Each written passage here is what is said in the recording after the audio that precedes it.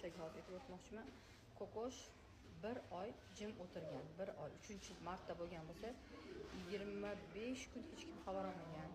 Faqat o'yin kulgi bo'lgan. Medsestralarni chaqirish muammo, vrachlarni kelishi muammo, glavvrach o'zi 4 kun, 5 kunda yoki 6 kunda bir marta xabar olgan. Unda ham ahvoli yomon bo'lsa xabar olgan.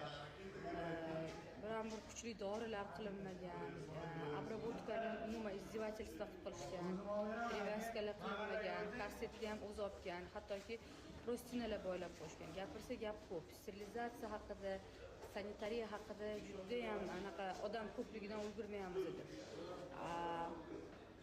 Jiyanim Komila singlim umuman xohlamagan yomonlik qilishi, lekin ahvoli og'ir bo'lgandan keyin gapirishga majbur bo'ldi. Chunki даже hattoki men shu sferada bo'lsam, menga ham etmagan shu qiz. Tushunasizlarmi, qanaqa yaxshilik qilgisi kelgan bularga. Hozir men sizlarga aytaman. Opamizni Kokoshdan xavotir olyaptilar. Qo'shni keldi. Nas atmitka qilib qo'yman, xo'p?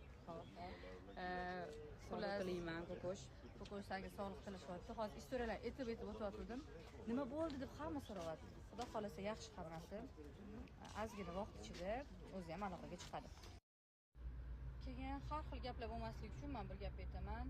Kokosh bu narsani nimaga ko'tarib chiqdi? Hech kim xabar olmaganiga, ahamiyat bermaganiga va har kuni operatsiyalar Kokosh orqasidan kelib, bu klinikaga, o'sha klinikaga 44 mingta obunachi o'tganidan, Kokosh nomidan va ko'p tanishlari uni orqasidan kelganlar ham ahvoli og'irlashib qolganiga to'xtatdi. Meni orqamdan kelmanglar bu klinikaga. Bu operatsiyalarni qilmanglardi. Hech kimdan vimagati qilib, madirlab bo'lgani yo'q. O'zi aslida hamma narsani to'g'rilab beradigan bu klinikani zimmasida. Lekin hattoki Kokosh aytdiki, men o'zimni pulim, hamma narsam bor, men o'zimni davolab olaman deb. Kokoshning sostoyaniyasi o'ziga yetarli. Qo'lida puli bor, hamma narsasi o'zida yetarli. Bu narsani men nimaga aytyapman? Ayrim gaplar quloqimga chalinib qolgani uchun aytyapman. Shuning uchun bu va klinika tarafdan har xil quloqimga mish-mishlar eshitilyapti. Bularni uydirilgan bo'xtoni. Kokosh o'zini puli, o'zini sostoyaniyasi yetarli.